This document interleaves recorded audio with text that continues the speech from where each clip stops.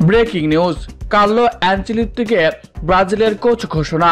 কবে ব্রাজিল দলের দায়িত্ব নিতে ব্রাজিলে আসবেন অ্যানচেলত্তি, এই নিয়ে বিস্তারিত জানতে হলে ভিডিওটি না টেনে শেষ পর্যন্ত দেখতে থাকুন।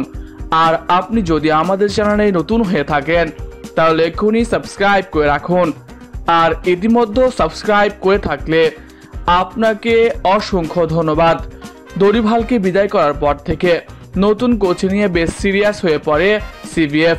ইউরোপীয় কোচ নিয়োগের ব্যাপারে একদম চূড়ান্ত সিদ্ধান্ত নিয়ে নেয় তারা। একসময় গুঞ্জন ওঠে আল হিলাল কোচ জর্জ জেসুসকে ব্রাজিল দলের কোচ হিসেবে দেখা যেতে পারে।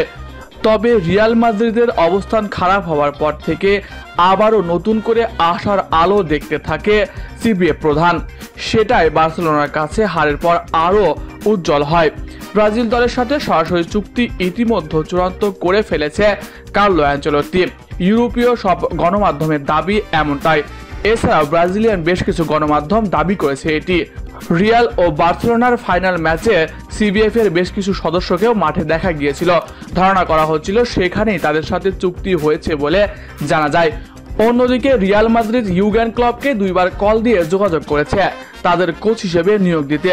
ফলে রিয়াল মাদ্রিদের দায়িত্বে আসবেন ইউগেন ক্লপ, আর রিয়াল থেকে সরাসরি ব্রাজিলে আসবেন আনচেলত্তি। শুধু আনচেলত্তি নয়, ব্রাজিল দলের সঙ্গে থাকবেন তার ছেলেও, এমনটাই চাই সিবিএফ প্রধান।